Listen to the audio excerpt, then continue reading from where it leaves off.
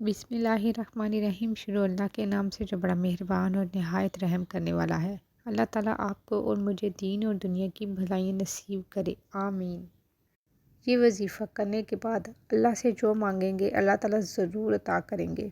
सूरह कौसर जो कुरान पाक की सबसे छोटी सूरत है, 7 बार या अल्लाह या गनी या मुगन्नी, ये 7 बार बिस्मिल्लाहिर्रहमानिर्रहीम। मेरी प्यारी बहनों और भाइयों, अगर आप लोग ये वजीफ़ा पढ़ कर अल्लाह ताला से जितने भी पैसे मांगेंगे, चाहे तो वो करोड़ों में ही क्यों ना हो, अल्लाह ताला आपको ज़रूर अता करेंगे। आज आप लोगों को जो ख़ास वजीफ़ा बताने जा रही हूँ, आप लोगों ने इसे ज़िंदगी में शायद कोई एक आध बंदे ने कोई ये वजीफ़ा किया होगा, लेकिन बहुत कम लोग इस वजीफ़े को जानते हैं और किसी ने सुना भी नहीं होगा। आज का वजीफ़ा इतना मुजर्रब और इतना ख़ास है, इस वजीफ़े को पढ़ते ही 24 घंटे के अंदर अंदर इंशाल्लाह आपकी हाजत पूरी होगी। और अगर आप पर बेशुमार कर्ज़ा है तो वो कर्ज़ भी उतर जाएगा। अगर कोई ऐसी आपकी हाजत है, मिसाल के तौर पर आपको अपना ज़ाती घर चाहिए, तो बस अल्लाह पाक से अपने ज़ाती घर के लिए दुआ मांग लें। आपकी एक हाजत हो चाहे आपकी 100 हाजतें हों, ये वजीफ़ा पढ़ लो और अल्लाह पाक से अपनी हाजतों के लिए, परेशानियों के लिए दुआ मांग लो। इंशाअल्लाह ताला इस अमल की बरकत से आपकी हाजतें भी पूरी होंगी और परेशानियां भी ख़त्म हो जाएंगी। आज आपको अल्लाह ताला के 2 सफ़ाती नामों का एक ऐसा ख़ास और मुजर्रब वजीफ़ा बता रही हूँ, जिसे पढ़ने के बाद आपके घर से गुर्बत, तंगदस्ती का ख़ात्मा हो जाएगा। अगर आप ये वजीफ़ा अपनी नस्लों को बताएं, इंशाअल्लाह आपकी नस्लें शाद व आबाद रहेंगी। या अल्लाह हो या गनी हो या मुगन्नी का ख़ास वजीफ़ा बताएंगे, तरीक़े के मुताबिक पढ़ लें। कुरान मजीद में अल्लाह ताला ने ख़ुद फरमाया कि मेरे अस्माए हुस्ना में से सफ़ाती नामों से अपनी ज़िंदगियों को आसान कर लीजिए। इस पर बहुत से अकाबरीन ने, वलियों ने सफ़ाती नामों को आज़माया और आज़माने के बाद ज़ाहिर किया कि वो अस्माए आज़म भी हैं, जिसे बताए गए तरीके के मुताबिक पढ़ लिया जाए तो अल्लाह ताला आपके घर से बेसुकूनी, बेबरकती का ख़ात्मा फरमा देता है। आपके घर में रहमतों, बरकतों की बरसात फरमा देता है, आपके रिज़्क़ में वसअत अता फरमाता है। ये ख़ास वजीफ़ा आज तक जिसने भी किया, अल्लाह ताला ने इसके घर तमाम मुश्किलात, परेशानियों का हमेशा के लिए ख़ात्मा फरमा दिया। बहुत सारी यकीन कामिल की है, बहुत सारी ज़िक्र इलाही और रब को राज़ी करने की है। और रब की ज़ात हमेशा तभी आपके वज़ाइफ का फ़ायदा देती है जब आपका यकीन कामिल होता है। बस मेरी प्यारी बहनों और भाइयों, इस वजीफ़े को करने की सिर्फ़ एक ही शर्त है और वो ये है यकीन कामिल। जिस तरह हम दुनियावी असबाब पर यकीन रखते हैं और इतनी मेहनत और मशक्क़त करते हैं, और अगर हम इतना ही इन रूहानी असबाब पर भी यकीन कर लें और थोड़ी सी मेहनत और मशक्क़त कर लें, तो हमें सारी ज़िंदगी किसी के आगे हाथ ना फैलाना पड़े। हमारी बड़ी से बड़ी हाजत, हमारी बड़ी से बड़ी ज़रूरत यकीन कामिल के साथ इन रूहानी असबाब को इख्तियार करने से इंशाअल्लाह पूरी हो जाएगी। ज़रूरत सिर्फ़ इस बात की है कि हम मायूसी और नाउमीदी छोड़कर पुख्ता यकीन और ईमान के साथ अल्लाह से मांगें। अल्लाह इस दुआ को कभी रद्द नहीं फरमाता, क्योंकि कुरान करीम में इरशाद हुआ है, अल्लाह पे भरोसा करो क्योंकि इसके सपुर्द जो काम कर दिया जाए वो इसके लिए काफ़ी है। और जो दुआ पूरे यकीन और ईमान के साथ की जाए वो कभी रद्द नहीं होती। और दुआ में जल्दबाजी ना की जाए। हमारी ये छोटी छोटी हाजतें, ज़रूरतें अल्लाह के आगे क्या हैसियत रखती हैं? बस यकीन की कमी है, नाउमीदी है और जल्दबाजी है, जिसकी वजह से हम इन मुबारक नामों के असरात से महरूम रह जाते हैं। इसलिए हर अमल और वजीफ़े की सबसे पहली शर्त है यकीन कामिल हो। बाहैसियत मुसलमान, ये हमारे ईमान का तकाजा भी है कि हम इन पर कामिल यकीन रखें। अगर किसी अमल या वजीफ़े के असरात हम तक नहीं पहुँचते, तो सरासर इसमें हमारा अपना ही कसूर होता है। हम कोई अमल या वजीफ़ा करते हैं तो हमारा मकसद या नीयत ये होती है कि आज़माया जाए कि इससे हमें फ़ायदा होगा या नहीं।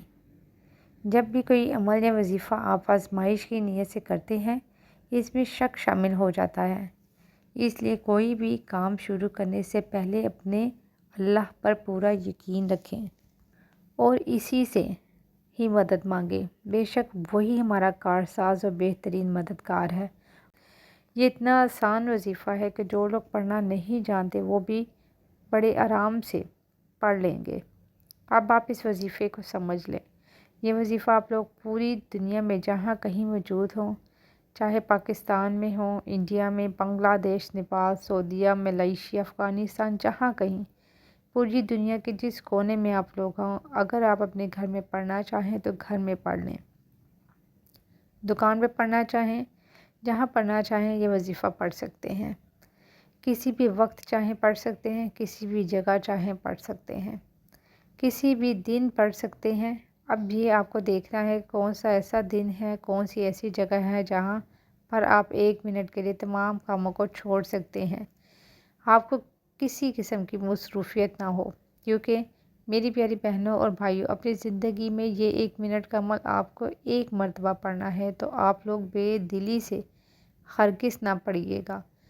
کچھ لوگ کام بھی کر رہے ہوتے ہیں، ساتھ میں وظائف پڑھ رہے ہوتے ہیں، تو اس طرح آپ کو اس وظائف سے کچھ بھی حاصل نہیں ہوتا۔ تو اب آپ کو سب سے پہلے جب یہ وظیفہ شروع کرنا ہے تو آپ نے سب سے پہلا جو کام کرنا ہے وہ آپ کو درود پاک لازمی پڑھنا ہے۔ سب سے پہلے درود پاک پڑھ لیں، درود ابراہیمی پڑھ لیں گے تو اچھی بات ہے، نہیں تو سبھی درود پاک بہت پیارے ہوتے ہیں۔ صرف 1 مرتبہ کوئی سا بھی درود پاک پڑھ کے یہ آج کا وظیفہ، آج کا عمل شروع کر لیں۔ درود پاک پڑھنے کے بعد آپ لوگوں کو فوراً جو پہلا وظیفہ پڑھنا ہے وہ اللہ تعالیٰ کے 3 نام ہیں، یا اللہ، یا غنی، یا مغنی، یا اللہ، یا غنی، یا مغنی۔ یہ تینوں نام آپ نے 7 مرتبہ پڑھنے ہیں۔ جب آپ 7 مرتبہ یہ نام پڑھ لیں تو اس کے بعد 1 مرتبہ بسم اللہ الرحمن الرحیم پڑھ کر 3 دفعہ پہلا کلمہ پڑھنا ہے، لا الہ الا اللہ محمد الرسول اللہ۔ یہ پہلا کلمہ پڑھنے کے بعد آپ نے 7 مرتبہ سورہ کوثر پڑھنی ہے، قرآن پاک کی سب سے چھوٹی سورت اور سب سے طاقتور سورت، اور 1 تسبیح۔